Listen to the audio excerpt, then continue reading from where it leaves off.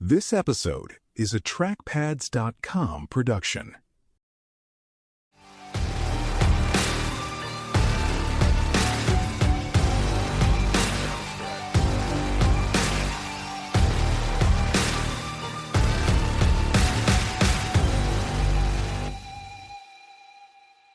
On the opening day at Cambrai, few moments reveal the battle's promise and its limits more clearly than what happened at Masnières. In the morning, the British attack on the right and center had moved with a speed that seemed to belong to a different war. Tanks had crossed the wire, infantry had broken through the Hindenburg defenses, and the line in front of them no longer looked like an iron wall. Then the advance reached the St. Quentin Canal, and one damaged bridge became the point where possibility began to narrow. That is why Masnières matters so much. It was the place where a breakthrough was no longer just a question of getting through trenches. It became a question of crossings, routes, timing, and whether the forces behind the first wave could actually pass through the opening that had been made. This podcast is accompanied by a companion book that expands the story of the Battle of Cambrai, with additional historical context, maps, and dozens of enhanced colorized photographs from the battle. Your purchase helps support our mission to keep these podcasts free. You can find the book at militaryauthor.me or at trackpads.com. The canal was not simply another blue line on a map. It was a major obstacle running across the eastern side of the battlefield, one that could either help define British success or stop it from growing. In the planning for Cambrai, this mattered enormously because the opening attack was not meant to end with the first trench system falling. Tanks and infantry would crack the front, but deeper exploitation would depend on roads, bridges, and the movement of cavalry and reserves through the gap. That meant the canal crossings near places like Marcoing and Masnières were loaded with importance long before the first British soldier reached them. A bridge there was not just a convenience. It was the kind of narrow piece of infrastructure on which an entire day's momentum could turn. The attack on this side of the battlefield initially justified that concern in the best possible way. British formations on the right advanced rapidly through the first German positions, and the 20th Division fought its way through La Vacquerie and on toward the canal line. This was precisely the kind of movement the planners had hoped for. The predicted artillery barrage had preserved surprise. Tanks had helped smash the obstacle belt, and German defenders in the forward zone were still trying to recover from the shock of the opening blow. For a few hours, it looked as if the British had managed to do something that had eluded them in earlier offensives. They had not simply damaged the front. They had reached the line beyond it quickly enough that real exploitation no longer seemed fanciful. That is why the bridge at Masnières carried such heavy expectations. It appeared to offer one of the routes by which success on the front edge could become movement into the German rear. The British wanted not just captured trenches, but a widening breach, and the cavalry waiting behind the attack needed usable crossings if they were to pass through in strength. In theory, the canal line could be crossed. The mounted troops could press on, and the Germans might be denied the time needed to reorganize. This was the battlefield logic of breakthrough in late 1917. It was never enough to create a hole. The hole had to become a passage, and the passage had to remain open long enough for more than the first attackers to get through it.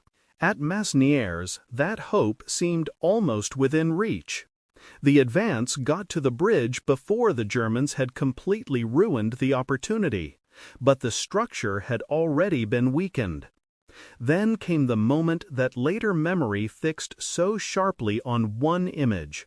A British tank, generally identified as Flying Fox, tried to cross, and the bridge gave way beneath it. The tank crashed into the canal. The bridge was wrecked, and a crossing that might have carried the momentum of the day instead became a blockage. The symbolism is almost too perfect, but it was also real. The machine that represented the attack's modern promise helped destroy the very route that promise depended upon. In one instant, the British had not lost the battle, but they had lost one of the cleanest ways to turn breach into exploitation. It is important, though, not to let the drama of that collapse oversimplify the battlefield. The broken bridge did not mean the canal became absolutely impassable, and it did not mean every opportunity vanished on the spot. Infantry could still cross more slowly at a nearby lock gate, and some British troops did just that. The village and its approaches remained contested, and fighting continued around the crossing rather than ending in immediate paralysis. That matters because Masnières is often remembered as if one broken span single-handedly doomed the whole attack. The real story is harsher and more useful. The bridge collapse did not end possibility.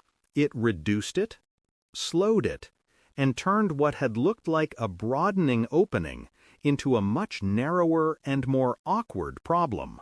That narrowing affected every arm of the operation. Tanks could not simply roll over the canal where they pleased.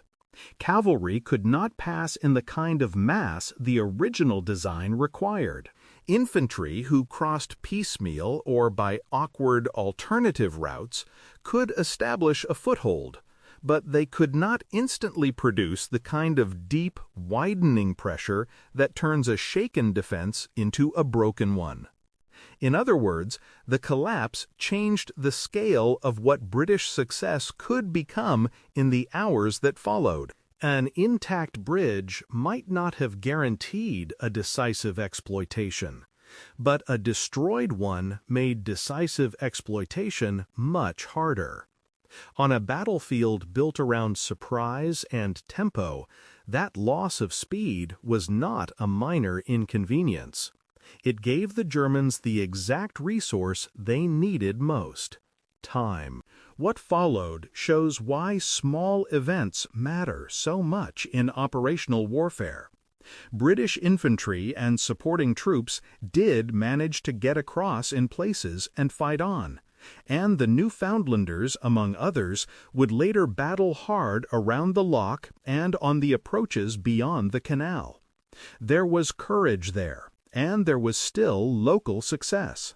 But bravery on the far bank could not cancel the fact that the crossing problem had changed the character of the advance. Instead of a strong flow through a key route, the British now had a bottleneck. Instead of a broad and confident exploitation, they had disconnected local efforts pushing over or around obstacles under fire. That is a very different military condition. Once success becomes fragmented, the defender's chances of recovery rise sharply. The cavalry problem makes that even clearer.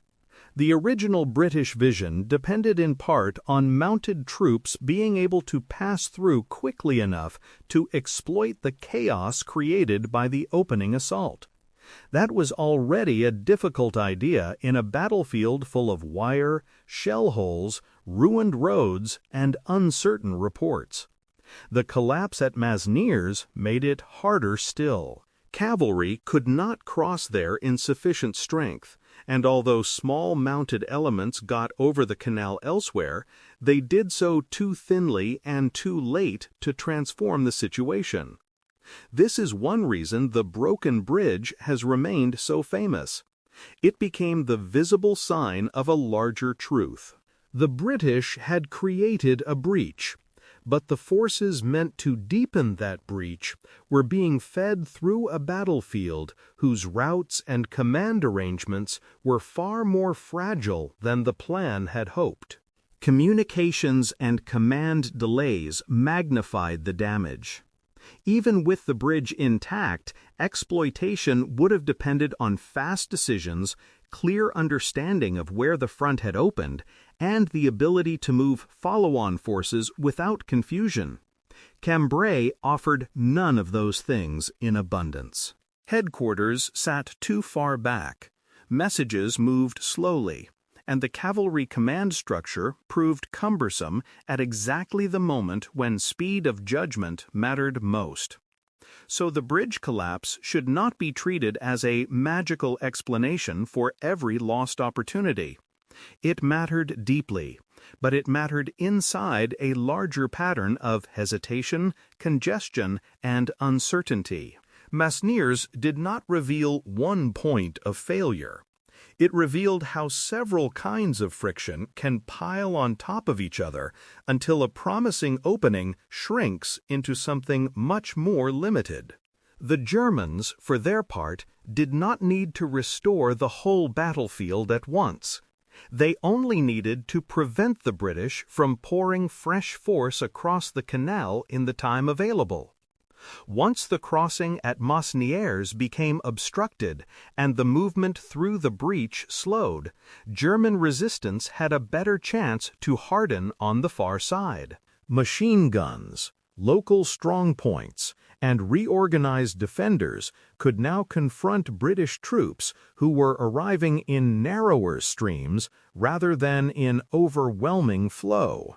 This is the point at which a breakthrough begins to lose its expansive quality. The attacker is still ahead, still dangerous, still capable of hard fighting. But the battlefield has stopped widening for him. The initial shock is no longer carrying him forward on its own. Now he must push against an enemy who is recovering minute by minute. Masnières therefore stands as one of the clearest examples of the gap between breaking in and breaking through. The British opening assault had shown that tanks, artillery science, and infantry cooperation could crack a formidable defensive system.